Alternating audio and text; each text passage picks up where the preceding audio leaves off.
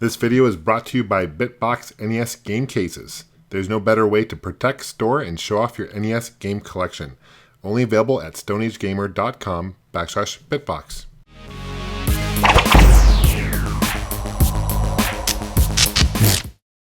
What's going on, guys? This is John with Gamester81.com. This will be my review over DuckTales Remastered. Big thank you to G2PO.com and Gamersgate.com for providing me this copy to review for you guys. As most of you guys may know, this is actually a remake of the original DuckTales game that came out on the original NES, the Nintendo Entertainment System, back in 1989.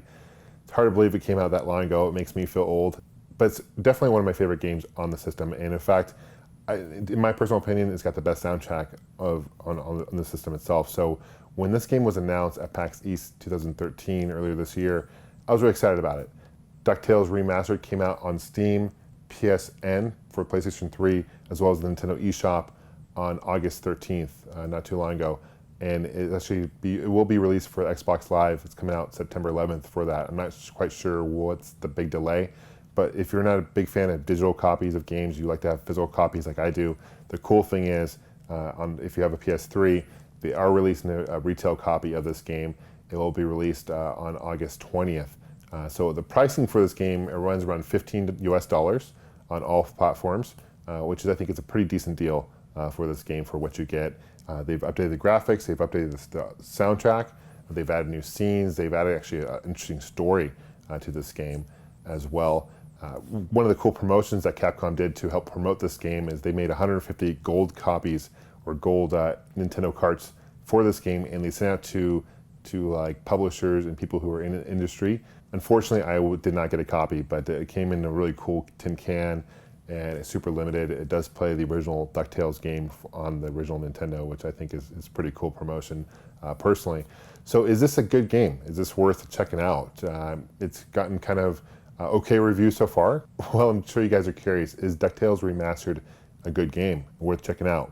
Well, let's dive right into it and find out and see for yourself. I'm a big fan of the original soundtrack and sound effects on the original NES version of DuckTales. I thought it'd be interesting to compare a couple stages from the original version to the new remastered. Let's take a listen.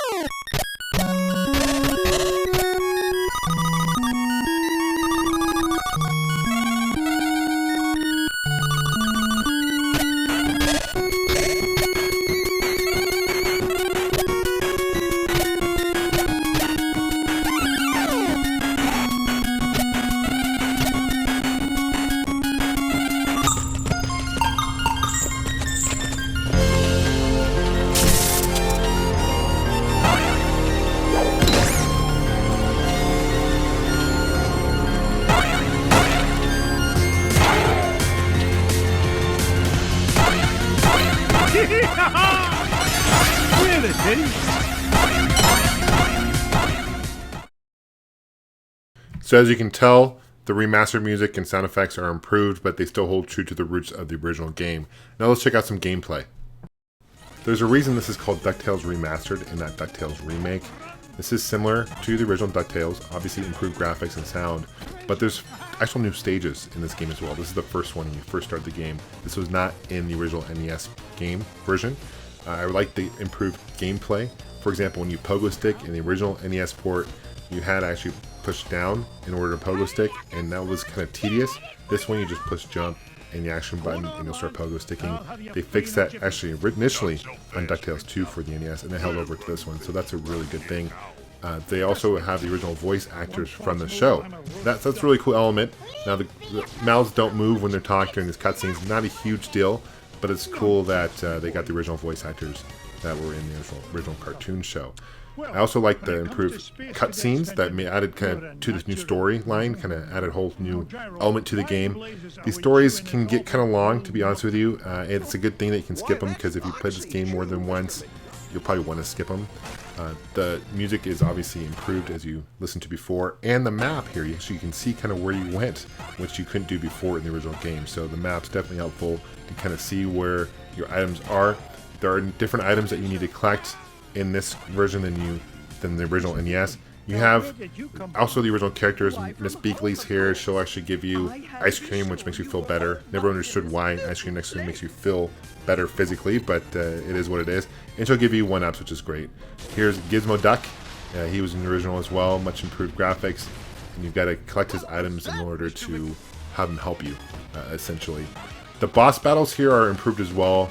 Gameplay is a lot different in a lot of these boss battles. Obviously, improved graphics. And this is a Himalaya stage. As you can see here, this is a lot different than what the original NES port had. You had a pogo stick on these beams, where the original one, you had a platform. So subtle things are a little bit different. Here is the snowman, abominable snowman, or whatever you want to call him. And you can even see the gameplay for him is a lot different. He's significantly bigger than the NES port. And you have these blocks now above him that you have to knock on his head and knock him out. So little subtle things have changed through the different ports, so you can see it's definitely a little bit different as far as gameplay go. I've also found that in the remastered version, there's actually a lot more hidden stages too. You can actually collect more hearts in the remastered version of this game than you can on the NES. And here is this is the Amazon stage. This game has 3 difficulties, like the NES port. The easiest one, you basically can die, but you have unlimited amount of lives essentially, and you just respawn where you died, so it's pretty easy. This is on medium. You have lives to worry about, and when you die, lose all your lives. You have to start all the way back at the very beginning stage. This is a new thing too, where in this particular situation, you have to collect gold coins in order to unlock and continue on to the stage. This is new. This was not in the original NES version of the game. Just like the original NES version, you can select your 5 stages in order that you prefer, most like most Capcom games. This is an example of a boss battle, again, where it's a little different than the original one as far as difficulty goes. But they've kept subtle things that are the same as well, which is great. And I found because of the subtle differences in gameplay, the game actually is a lot more challenging than the original game, and I think that's a good thing as far as replayability goes. Here is, for example, is the very last stage where you have to go up and collect the prizes. You can see how much different this actually is compared to the original NES version.